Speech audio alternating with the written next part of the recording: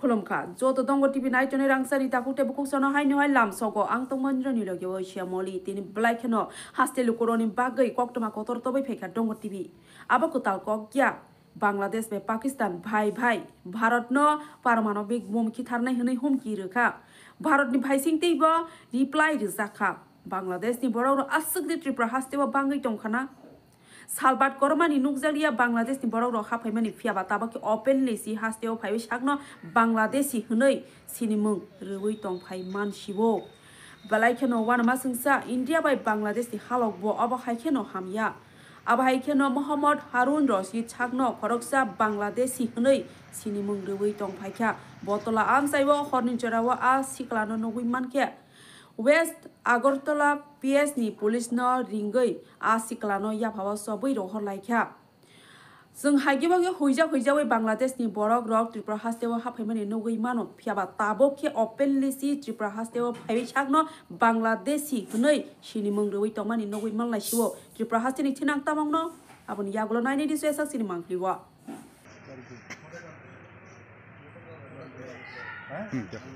बांग्लादेश থেকে আছে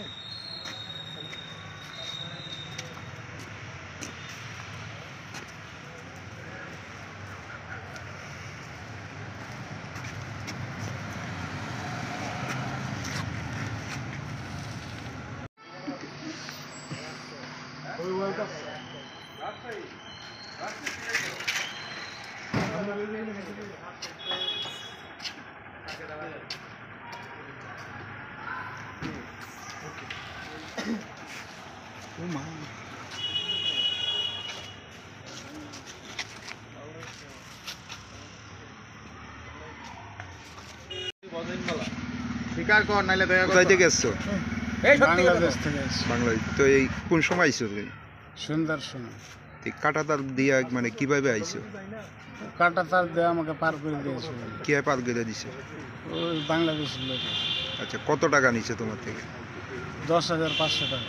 মানে ইন্ডিয়াতে ফসাই দেওয়ার লিগা? জি। তো সেই জায়গার মধ্যে তো বিএসএফ থাকে, তো থাকার সত্ত্বে কিভাবে আইছো? পার করে দিয়েছে আমি কাঁটাতারের নিচ দিয়ে আইছো নাকি দা? হ্যাঁ, কাঁটাতারের নিচ। তো বিএসএফ থাকার সত্ত্বেও তুমি আইতে পারছো, কোনো অসুবিধা হইছে না? না, অসুবিধা হয়নি তো, কেউ দেখেনি। তো আগরতলার মানে কি কারণে আইছো? আগরতলাতে আমি চেন্নাই যাব, ওই জন্য চেন্নাই রাজমিস্ত্রির কাজ করতে। কাজ করার জন্য। পাসপোর্ট আছে তোমার? জি না। পাসপোর্ট ছাড়া আইছো। বাংলাদেশ কোন জায়গাতে বাড়ি? রাজশাহী গোদাগাড়ি বাড়ি। নাম কি তোমার? হারুন। বয়স কত? বয়স 30 হবে। তুমি কি একাই আইছো না আর সঙ্গে আছে কেউ? আমি একাই আইছি। বাংলাদেশ এই জ্যাকেটটা রাখ। কোন দূরে আমরা দাঁড়াবো বটতলা ঘোরাঘুরি করতেছে। এর জিজ্ঞেস করতেছে বাংলাদেশ খবর ছিল একটা লোক সন্দেহজনক লোক বটতলায় ঘোরাফেরা করছে। খবরটাকে আমরা আসলাম, ডিটেন করা হয়েছে এবং তারা জিজ্ঞাসা প্রাথমিক জিজ্ঞাসাবাদে উনি ওনার কোনো কাগজপত্র দেখাতে পারছেন না।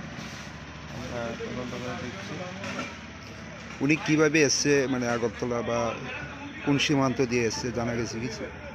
আমি ডিটেলস এতটা চিকিৎসা করতে পারিনি। ওখানে জিজ্ঞাসা নাম দাম এমনিতে কোনো পাসপোর্ট বা বৈধ ডকুমেন্টস পাওয়া গেছে? প্রাথমিক জিজ্ঞাসাবাদে সে বলছে যে সে বাংলাদেশি নাগরিক, যে ওনার কাছে কোনো পাসপোর্ট দেখাতে পারেনি। আমি তাদের সাথে জিজ্ঞাসা করেছি, ওনার কাছে কোনো আইডেন্টি কার্ড অথবা কার্ড নেই। জিজ্ঞাসা করে আরও চলবে। অ্যাকচুয়ালি আমরা আজকে বটতলাতে আয়া দেখতেছি যে বটতলাতে একটা বাংলাদেশি ঘোরাফেরা করতেছে। বাংলাদেশি এই চারিদিকে ঘোরাফেরা করতেছে, চারিদিকে ইয়ে করতেছে, মানে হে তো চিন্তাছে না নতুন একটা জায়গাতে আইছে। তো আইসেরা হে প্রথম করতেছে হে কলকাতার। তো হের কথারভাবে আমরা বুঝছি যে হে কলকাতার না।